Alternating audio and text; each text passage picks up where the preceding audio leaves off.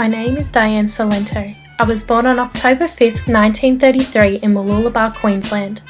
I was raised at home by my mother and father who were both doctors. I also have 5 siblings. Being the second youngest of 6 children, I was given a lot of freedom while I was growing up. My mother also had her surgery at home, so she was always quite busy with either my siblings or a patient. I think this freedom was why I was later expelled from my school, not once, but twice. I started school at Yeronga State School, but I was sent to boarding school in Toowoomba when my father left to live in New York for work. I didn't like my new school very much, and I definitely did not like being bossed around. Eventually I was expelled from boarding school, and my mother sent me off to New York to live with my father. Once I had gotten to New York, my father enrolled me in Washington Irving State High School, but I never went to class. Nothing had changed. I think for the entire first term, I only went to school for 3 days. When my father found out, he enrolled me in 2 dance classes. My dance lessons were held at Carnegie Hall, which is the same building as the American Academy of Dramatic Art.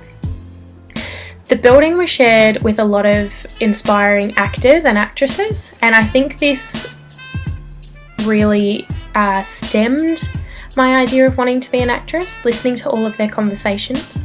One day I decided to follow them and not get out of my dance class, but follow them up to an audition. I ended up auditioning for the role and I actually got the part. And because of that role, I was later given a scholarship to the Royal Academy of Dramatic Art in London. This was the beginning of my long acting career. I did most of my work based in Britain and parts of Europe, where I met my first husband, Andre Volt. We were married for 4 years from 1956, but unfortunately we went our separate ways. In 1961, I met Sean Connery through our various work on different films. We were married shortly after in 1962. For our honeymoon, we decided to travel to Deakin Island. Sean's career was just taking off, and so we decided to go to a small remote Australian island where we could spend some quality time together away from the public. Our honeymoon lasted 3 weeks, and we did visit all 6 settlements on Deakin Island. My favourite town was actually Peakville. The views were absolutely magnificent from the top of the island. Just the scenery, the water, the greenery, it was beautiful. We stayed at a little eco hut for 5 days on Peak Island, which was surrounded by forest. We were woken each morning by the sounds of birds chirping and wind blowing through the trees. There were not many people around, so we enjoyed the peace and quiet, something we didn't get a lot of back home in Wimbledon. While we were staying at Peakville, I was the most relaxed and at peace I had felt in years. I think that was one of the main reasons I moved back to Australia years later. Sean and I enjoyed taking bushwalks and finding streams and rivers running through the mountains where we were able to cool off. The place just emanated serenity.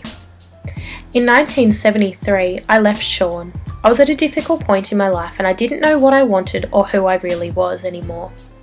I began meditating and trying to make sense of my life. I started an institution where people could come and relax and get back in touch with who they are. Not long after I created the institution, I got the bad news that my father was unwell. I decided to return to Australia and take some time off from my acting to get closer to my family.